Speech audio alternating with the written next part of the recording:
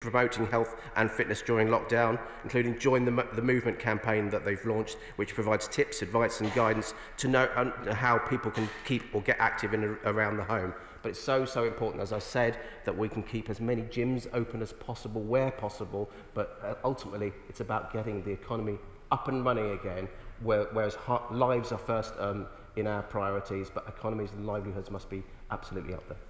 Let's head to Lewisham with Shadow Minister Janet Davey. Janet Davey. Thank you, Mr Speaker.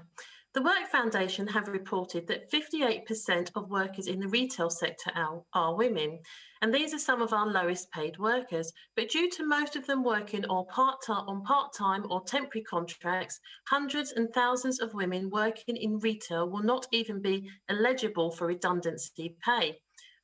What plans does the Minister have in mind to mitigate the likelihood of disproportionate numbers of women being made redundant with no financial support available to them? Minister.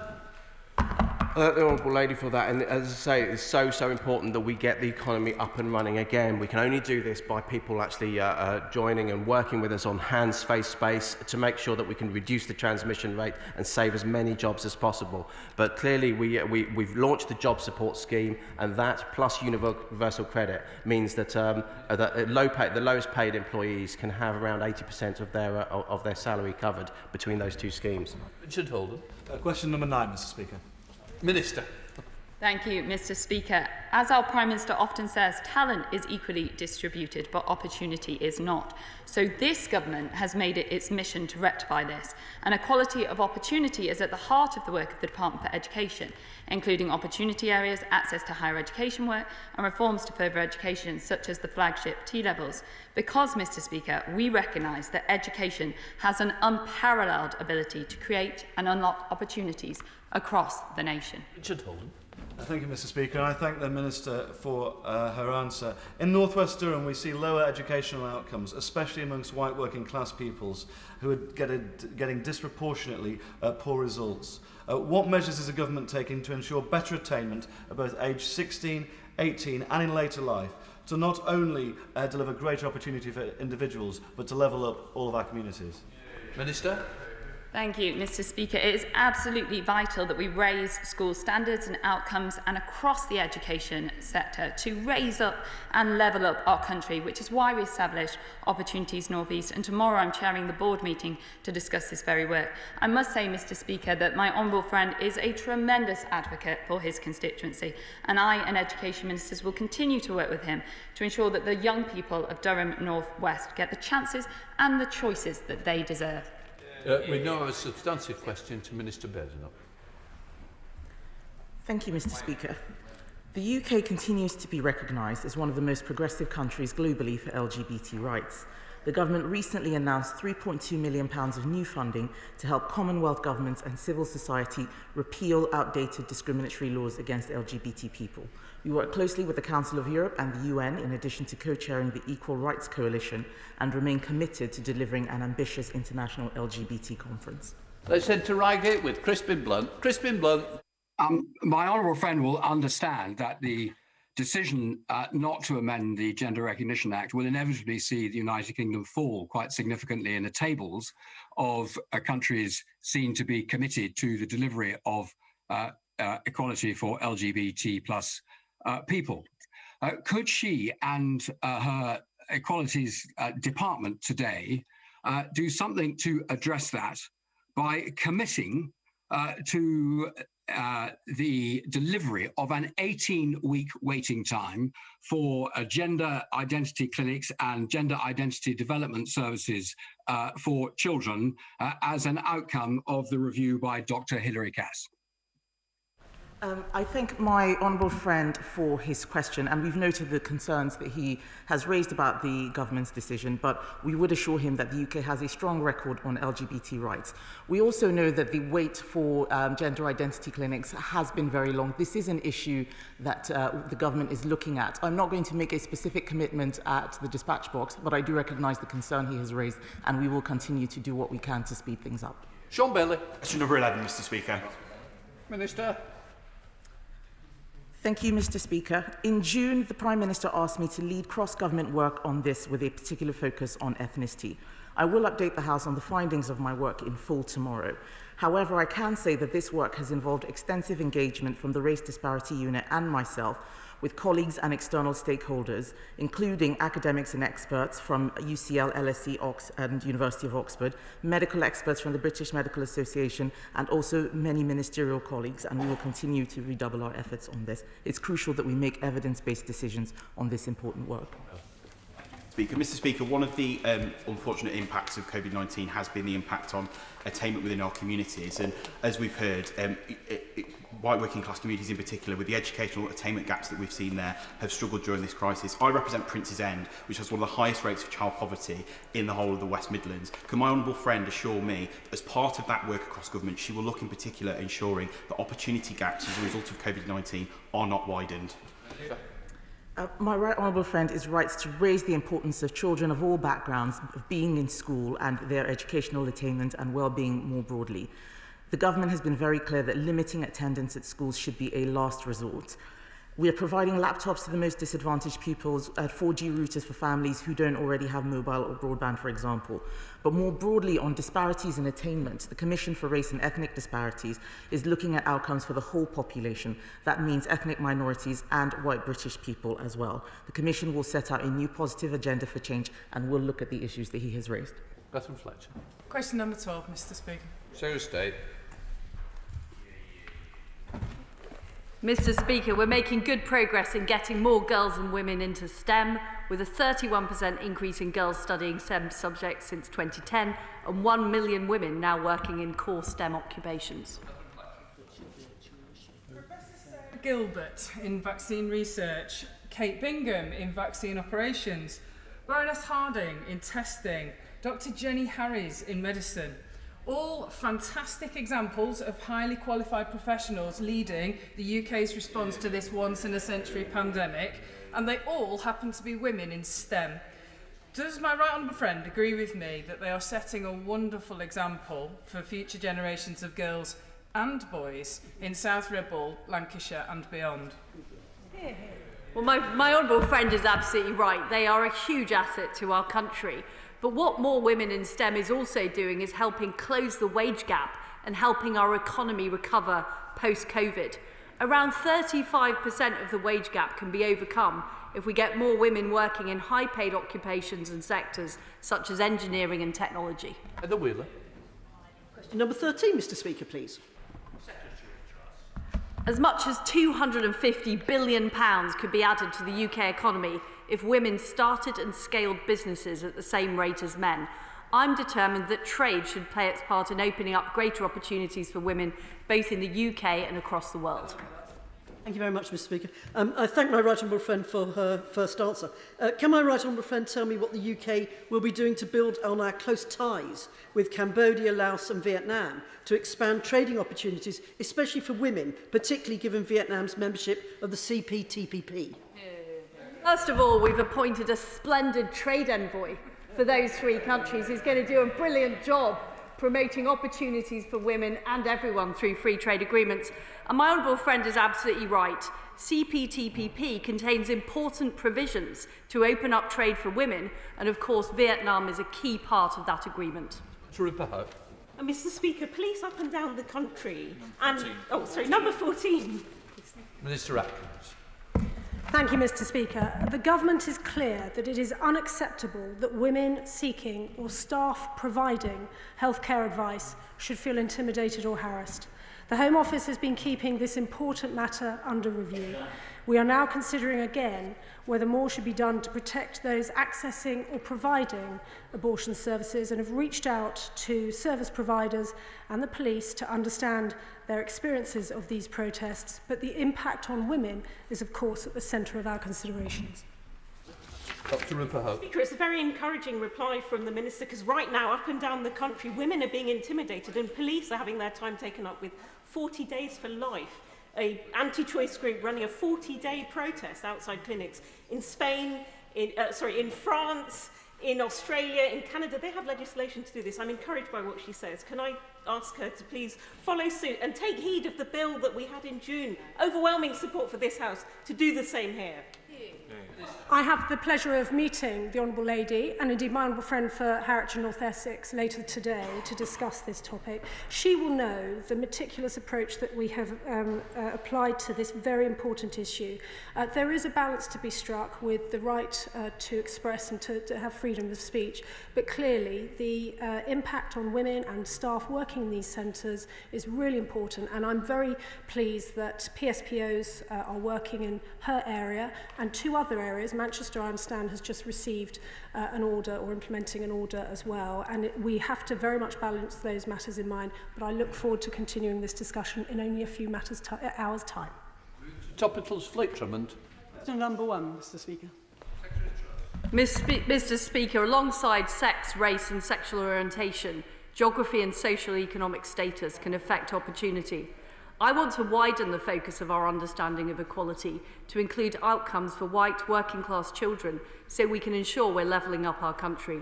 I've therefore asked the Equality Hub to consider the importance of geography and background alongside factors such as sex, ethnicity and disability. This will make sure we truly level up Britain. Drummond. Speaker, does my right honourable friend agree with me that the Equalities and Human Rights Commission should be focused on its responsibility to enforce equality and human rights law? Well, my honourable friend is absolutely right, and I'm delighted that we've been able to put forward Baroness Kishwar Faulkner as our preferred candidate to chair the Equality and Human Rights Commission, and I know that she is committed to making sure the focus of the Commission is on enforcing our important equality laws. We're heading over to the Shadow Minister, Marcia de Cover. Thank you, Mr. Speaker. The Equality Act sets out that the government must seek to advance equality of opportunity in relation to its functions. Yet throughout this pandemic, ministers have repeatedly failed to do so. It is vital that the government takes proactive steps to prevent the disproportionate impact of COVID on disabled, Black, Asian and ethnic minority people. Failure to do so is neglect, it is discriminatory and it is unlawful. So what evidence does the minister have that her government is fulfilling its public sector equality duty as set out in the Equality Act? Mr. Speaker, it is completely false to say that the government has not acted and deliberately ignores the significant measures we have put in place to reduce the spread of the virus in all communities across the United Kingdom, which we have repeatedly stated in this House. As I mentioned earlier, I will be making a full oral statement tomorrow, but it is known that we have taken many key measures to ensure that NHS frontline staff in particular from ethnic minority backgrounds are best protected and to ensure we fully understand the links between the virus and ethnicity. Marcia de Cover. Thank you, Mr. Speaker. 2,500 deaths could have been avoided during the first wave of the pandemic had people from Black, Asian and minority ethnic communities been adequately protected. Last month, I wrote to the Minister asking what steps her government had taken to address the disproportionate impact on COVID, but I have yet to receive a reply, and we are now in a second wave. The Minister says she will be giving a statement tomorrow, but I asked the Minister, as it is oral questions today, she still hasn't given an update on the progress of implementing the recommendations from Public Health England's report. It has been over 4 months, so can she give us an update on those 7 recommendations and when they will be fully implemented? The Shadow Minister has written many letters to me over the last 4 months and I have replied them. It is simply untrue to say that she has not received a reply. She knows that the work that we're doing is what has been taking the recommendations in progress throughout government. The oral statement will give ample time tomorrow for me to fully address and explain all the work that government has been doing and what the evidence has shown us. And I would encourage her to attend the oral statement tomorrow because there's very much that she could learn on this topic. Christine Jardine. Thank you very much, Mr. Speaker. Could the Minister tell us what assessment has been made and what steps are being taken to look at the impact that the increasing numbers of COVID-19 cases and the pandemic is having on the LGBTQ+ community in this country? We have been looking at the disproportionate impact that the virus has had on very many groups. That is not a group that we have seen a disproportionate impact in terms of the effects of the virus. What has impacted that community is their inability to access healthcare services like the rest of the population.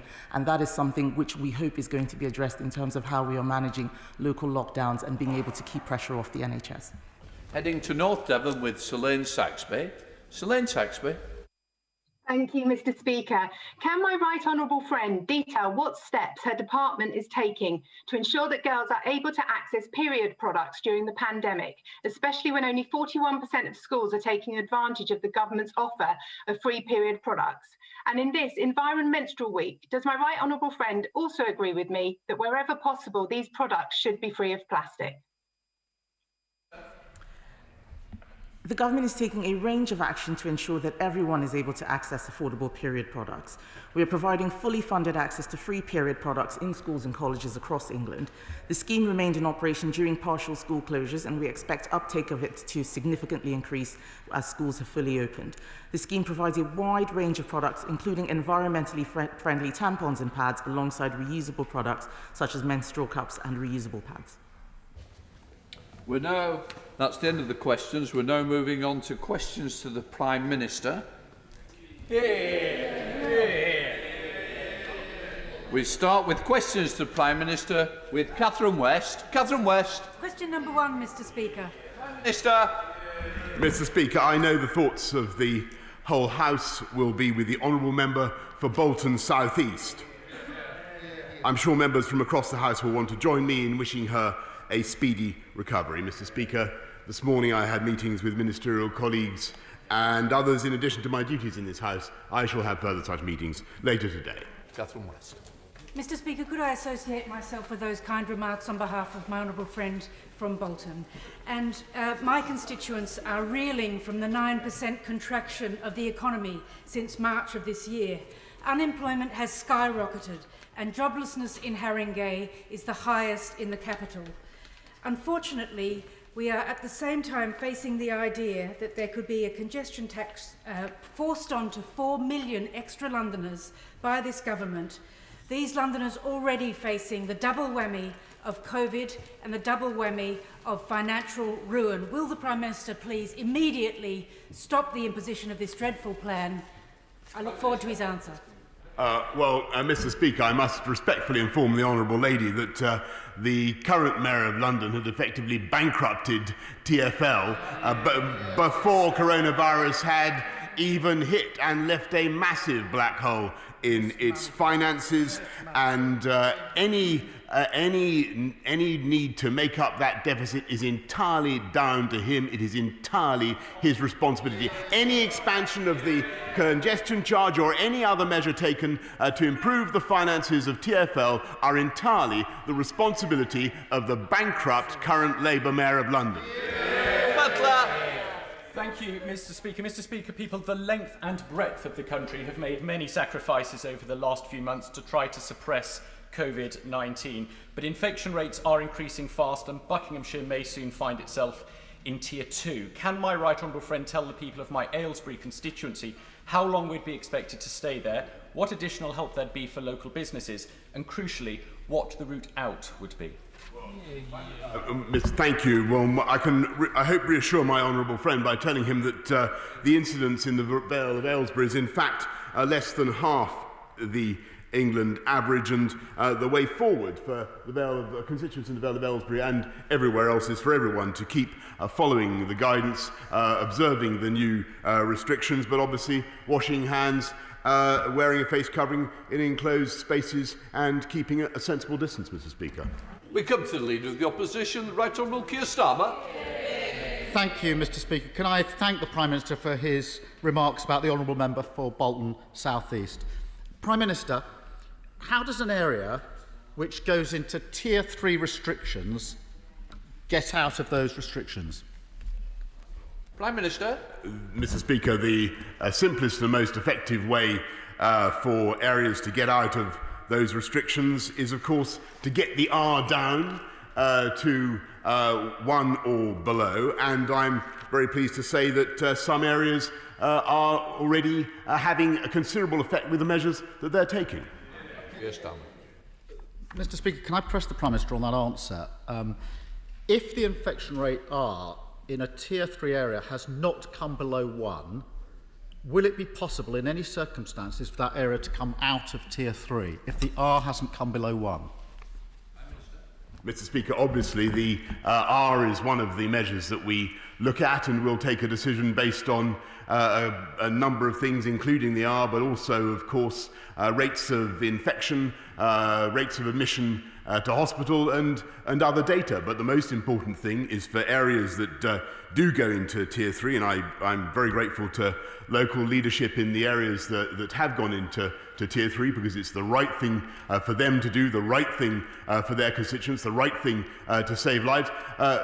When they are able to make progress, and of course they will come out of Tier 3. And as he knows full well, the measures that are put in place are reviewed every 28 days. Stop.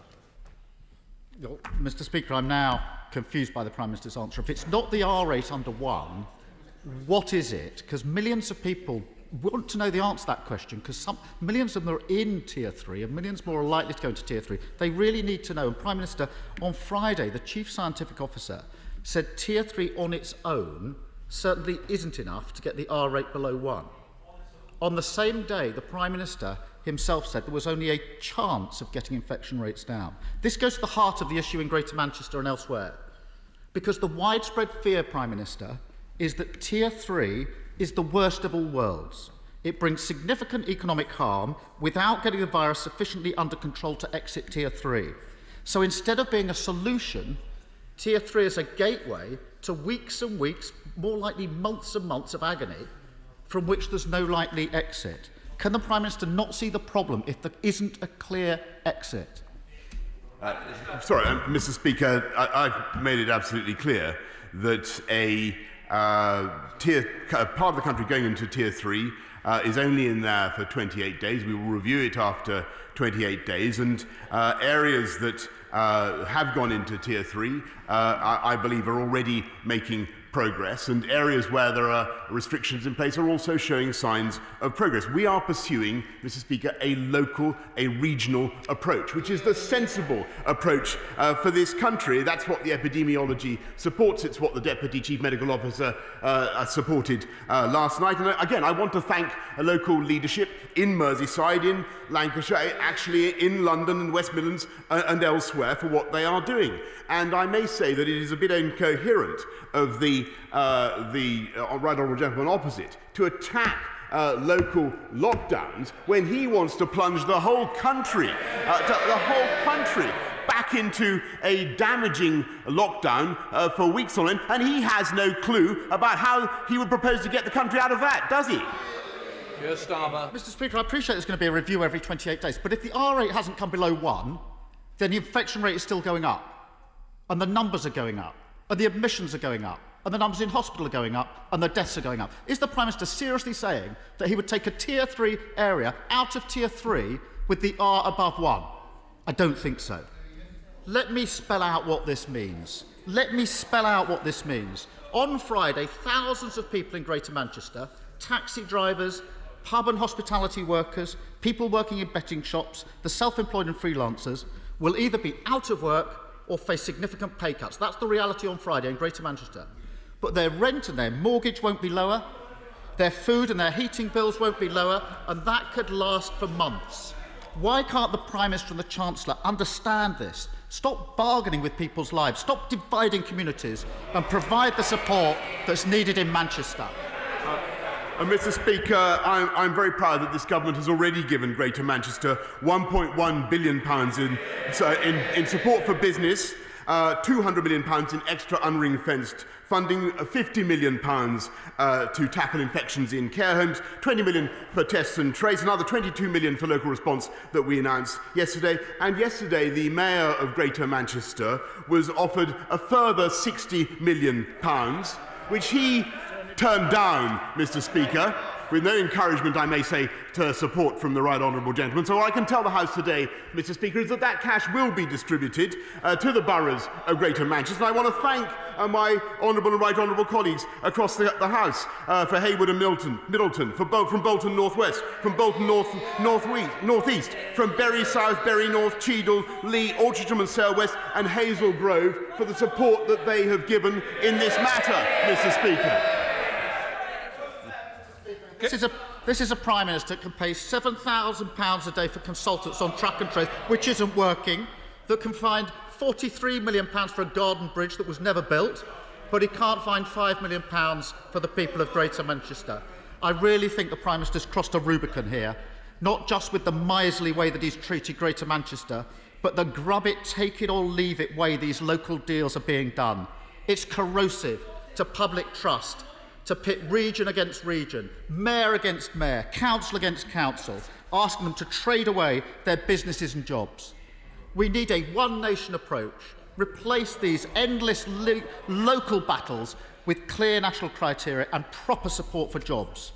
Labour's motion this afternoon would do that. Why won't the Prime Minister support it? Mr Speaker, I'm proud of the support that we've given, the one nation Conservative support that we've given to the entire country. £200 billion in support for jobs and livelihoods across the whole of the country already. A further £9.9 billion now for the Job Support Scheme. It is this government that has cut VAT for business, deferred business rates. There is no other country in Europe, Mr Speaker, where so much support, so much help has been given to the population to get through this crisis, and we will continue to do that. But I think it is the height of absurdity, Mr Speaker, that he stands up and attacks the economic consequences of the measures that we're obliged to take across some parts of the country when he wants to turn the lights out with a full national lockdown, taking kids... that was his policy last week anyway, wasn't it? Perhaps he could confirm that's still his policy. Is that what he wants to do? Keir Starmer. Mr Speaker, at his press conference yesterday, the Prime Minister produced heat maps across the country showing the infection rate up in all ages across all regions, and particularly showing regions that have been in the equivalent of Tier 2 restrictions for weeks, if not months, moving into Tier 3. Now, if they're moving into Tier 3, Tier 2 hasn't worked. Because if Tier 2 worked, they should be going to Tier 1. So Tier 2 goes to Tier 3. Tier 3 has no end because there's no prospect or confidence in the R rate coming below 1. And I do not believe that a Tier 3 region will come out of those restrictions unless R is below 1 and whilst numbers are still going up. So we now have a stark choice. And by the way, Prime Minister, Cornwall is the only place, possibly with the Isle of Wight, where the infection rate today is less than Greater Manchester when it went into local restrictions. So this idea that some areas are immune is wrong. So there's a stark choice. Carry on with the Prime Minister's approach, which will lead to weeks and weeks and months of prolonged agony in all your constituencies for millions of people in Tier 2 and 3 with no exit, or put in place a 2 to 3 week time-limited circuit break to break the cycle and bring the virus back under control. Wales, Northern Ireland and Scotland in part have chosen that path. With half-term starting this Friday, this may be the last opportunity for the Prime Minister to put in place an effective circuit break. The Prime Minister was too slow in the first phase of this pandemic. He's being too slow again. We cannot repeat this mistake. Will he act in the public interest and take the opportunity to put in place a circuit break this Friday?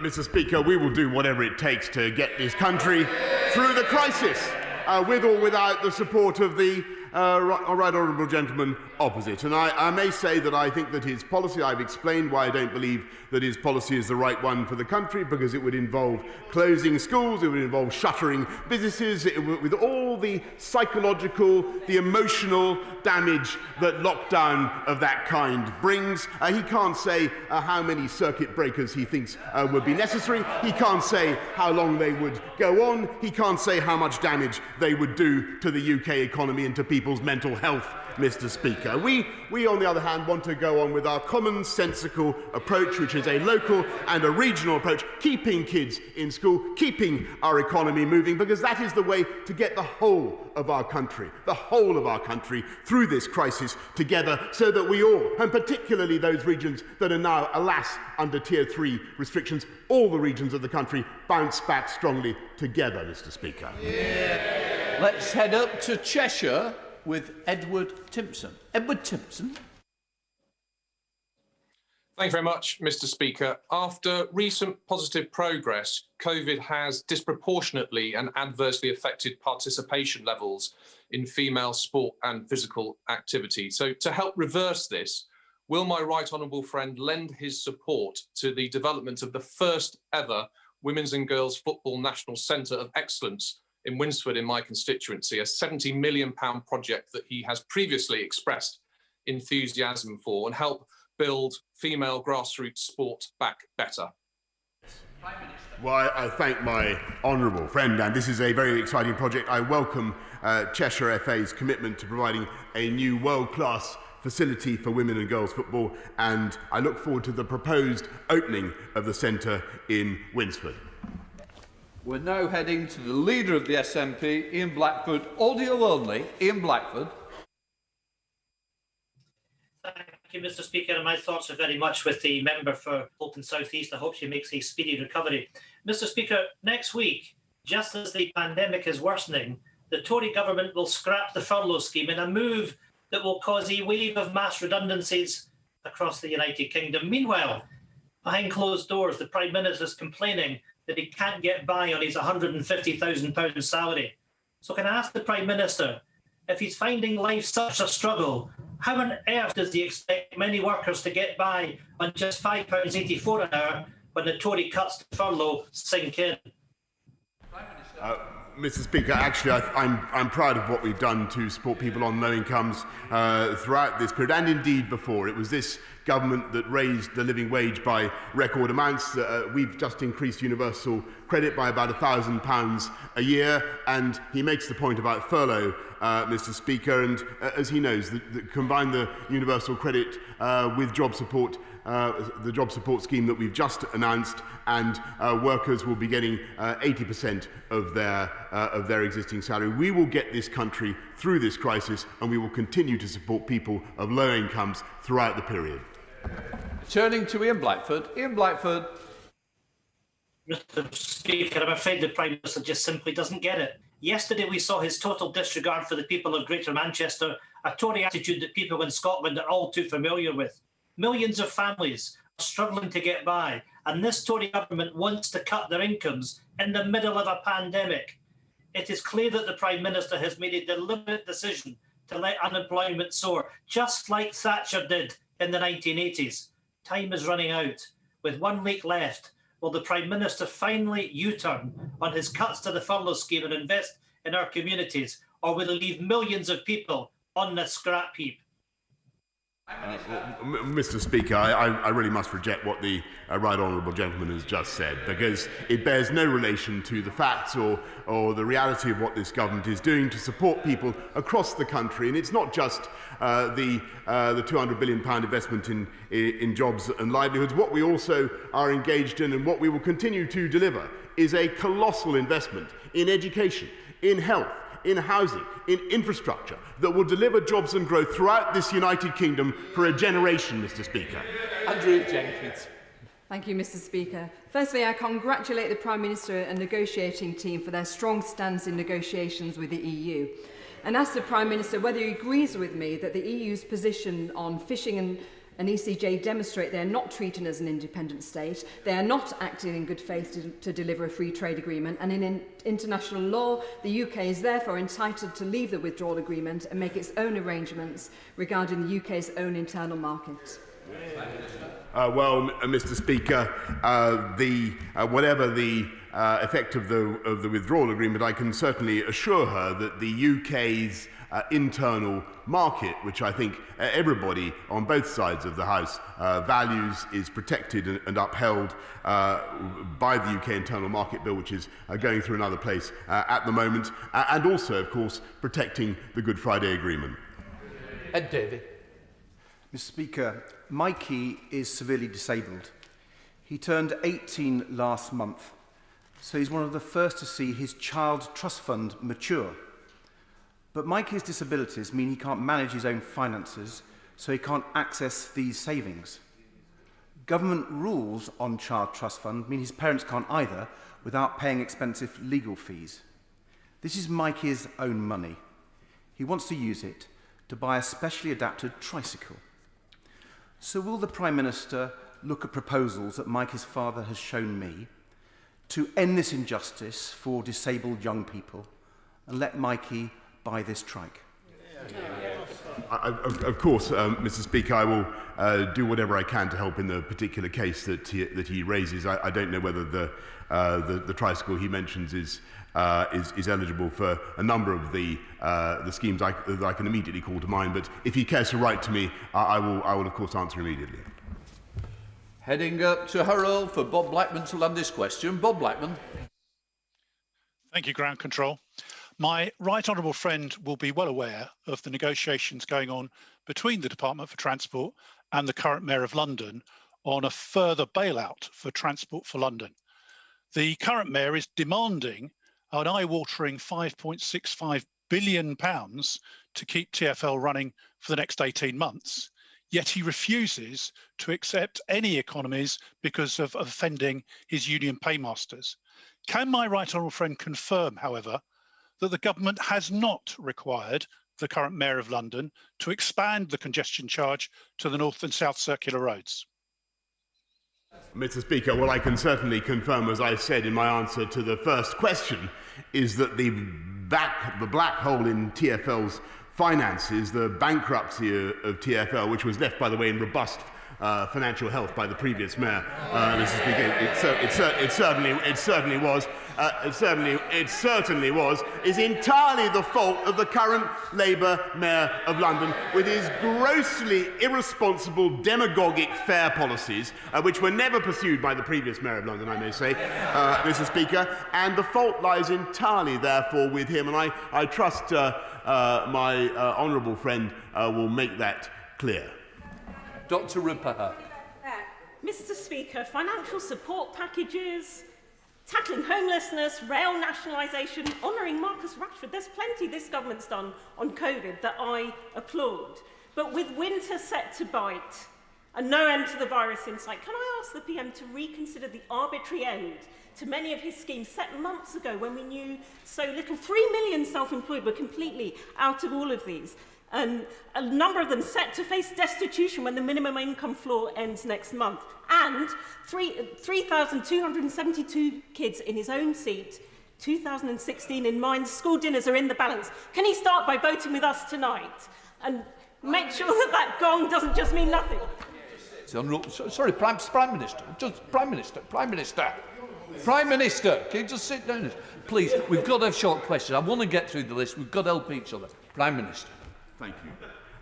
Thank you, Mr. Speaker. And the Honourable Lady is quite right to call attention to the difficulties facing many families right now because of the crisis that we've been in. But the most important thing, and I think this is, I hope, common ground, actually, is to keep kids in school if we possibly can. That would be vitiated by the series of lockdowns that are being proposed. I don't want to go down that route. And what I want to do is to make sure that we continue to support families throughout the crisis so that they have the cash available to feed their kids as they need to do. And to a question, Mr. Speaker. Thank you, Mr. Speaker. I'm delighted that Kettering General Hospital is part of the biggest hospital building programme in a generation. I can tell my honourable friend the Infrastructure Delivery Task Force is already involved in delivering the health infrastructure programme, which includes Kettering General Hospital. The Polymer.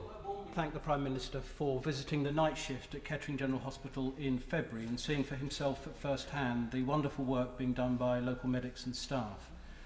The hospital can expedite at speed ambitious plans for its rebuild, but only if the time taken for regulatory clearances at NHS improvement are dramatically shortened. Will the Prime Minister cut NHS red tape so local people can have the improvements we need at our local hospital as quickly as possible? Indeed, Mr. Speaker, and I hope I can reassure him by saying that clinical modelling work is now complete and the site development is now underway, Mr. Speaker, as we speak. Thank you, Mr. Speaker. On the 16th of June, the Prime Minister agreed to provide free school meal vouchers to hungry children over the summer holidays, after claiming that just 24 hours beforehand, he was completely unaware of the campaign that was calling for it. Last week, Liberal Democrat Education Minister for Wales, Kirsty Williams, guaranteed that free school meal provision during school holidays would continue until at least Easter 2021, and yesterday the Scottish Government committed to do the same. So, Mr. Speaker, can the Prime Minister confirm that he is indeed aware of these announcements? And if so, when does he plan to do the right thing? Well, Mr. Speaker, governments of all stripes have supplied free school meals since 1906, and I'm proud that it was this Conservative government that extended universal free school meals to 5-, 6- and 7-year-olds. The party opposite were in power for 30 of the last 100 years and never did anything like that, Mr. Speaker. We support kids of low incomes in school, and we will continue to do so. But the most important thing is to keep them in school and not to go to tear off into another national lockdown, taking them out of school. And we will continue, Mr. Speaker, to use the benefit system and all the systems of income support to support young people, to support children throughout the holidays as well. To South West with Sigurry Street. Sigurry. Thank you, Mr. Speaker. One lesson we've all learned in the past 9 months is that the internet is even more important to our lives than we imagined. So will my right honourable friend confirm today that despite COVID and all the other challenges he's grappling with, that we will deliver on our manifesto commitment to roll out full fibre superfast broadband across the United Kingdom and ensure that we are global leaders in digital connectivity? Thank you. Yes, indeed. I thank my right honourable friend, for everything he does to lobby for that, and I can tell him that our local delivery partner in Devon and Somerset has provided connectivity of the kind he describes to 300,000 premises over the last across those two counties, and indeed we are going to be a world leader in connectivity, Mr. Speaker, as we build back better. To South London with Janet Davey. Janet Davey. Thank you, Mr. Speaker.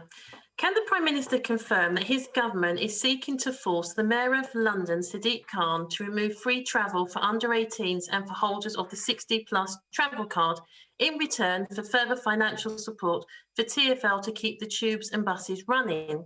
How can this be right when many people in London, and indeed in my constituency, already have months of genuine hardship ahead of them? Mr. Speaker, it was the Labour Mayor of London who bankrupted TfL's finances, and any changes that he brings in are entirely his responsibility, and I suggest she holds him to account. Thank you, Mr. Speaker. I know the Prime Minister is committed to doubling down on levelling up. Will he join me for a virtual tour of Stoke-on-Trent Central and a round table with key partners focused on delivering for the left behind? Not least to ensure that the Transforming Cities Fund investment will revolutionise public transport in the city. Well, Mr. Speaker, that's an easy commitment for me to make, and I'm delighted to do so. And I can tell her that we're investing nearly £20 million through our city deal in pioneering a new programme of sustainable, low-carbon and low-cost heat energy to Stoke-on-Trent. Thank you, Mr. Speaker. 3 weeks ago, the Prime Minister stood at that dispatch box praising Luton as the only place to have come out of local restrictions. But praise doesn't pay the bills. Luton's proud industries of manufacturing, aviation and events can't get by on sound bites and figures that bear no relation to what's really happening to jobs and businesses. He knows entire industries are at stake. So is it his inaction, indifference or incompetence? Will he support businesses that need it and areas that need it throughout this crisis? Yes, indeed, Mr. Speaker, and I thank the people of Luton for their hard and indeed their heroic work, as I thank people across the country for what they are doing. And I want to support businesses in Luton, and that's why we want to continue with the sensible, balanced, regional, local approach that we are. And I hope she agrees with me that it would make no sense at all for businesses, hard-pressed businesses in Luton, if they had their lights turned off and their doors shuttered in a series of multiple lockdowns of a kind that are recommended by the party opposite. Miller.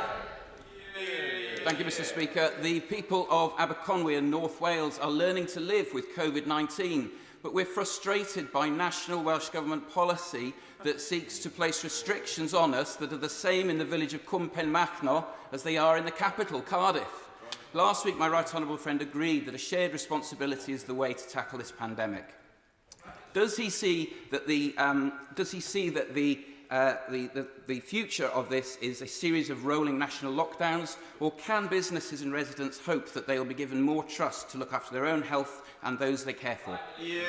Well, I think my honourable friend really puts the distinction very, very clearly and sharply, and it's the commonsensical, balanced approach that we're following. I do think that where local leaders step up to the plate, and I was delighted that South Yorkshire came on board this morning, had a great conversation with Dan Jarvis last night.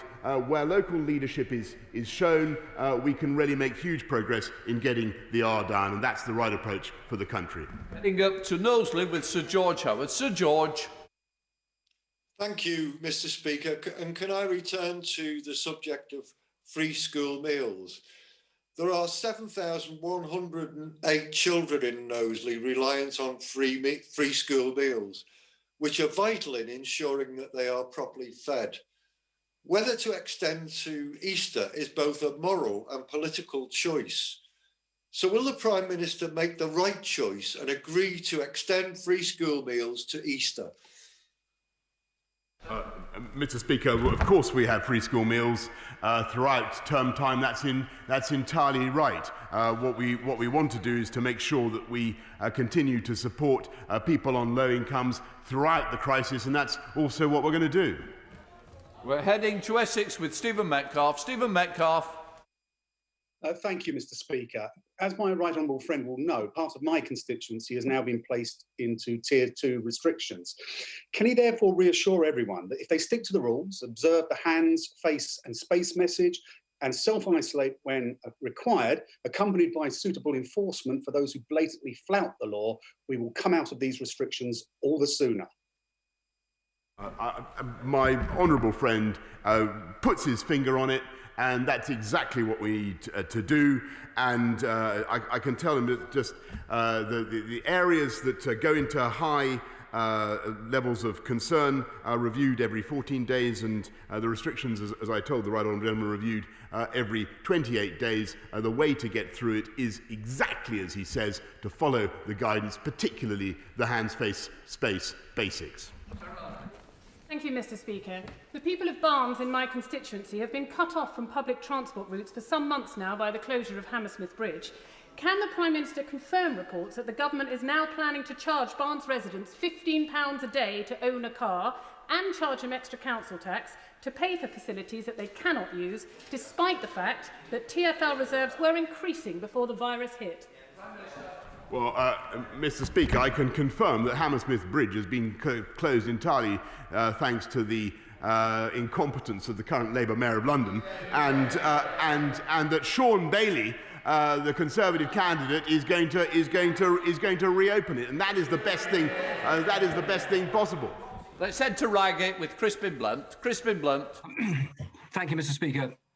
As my right honourable friend leads the country through Brexit and delivers global Britain, will he ensure that the first consideration he gives to the values and policies of his government are those that which will unite and bring our country together and make all those who voted Remain for what they thought were the internationalist values of the European Union proud again of their country for bringing those values to global Britain? Indeed, Mr. Speaker, and that's why we're going to use the G7 presidency, the COP26 summit, to champion our values across the world, and in particular the one that he mentions, female education, which I think is the single policy that can really transform the outcomes across the planet. And our global objective is to help 40 million girls across the world to get a decent education. Lillian Greenwood. Mr. Speaker, his government lost control of the virus, making extra restrictions inevitable. But with no certainty, no communication and no new financial support, he's killing Nottingham businesses. Castle Rock Brewery is a Nottingham success story, but now it's on the verge of breakdown. 2 pubs closed permanently, jobs gone, and worried staff facing the prospect of being laid off with no pay. Countless other bars, restaurants and pubs tell the same story. Will he stop punishing successful Nottingham businesses for his failure and give them the help they desperately need?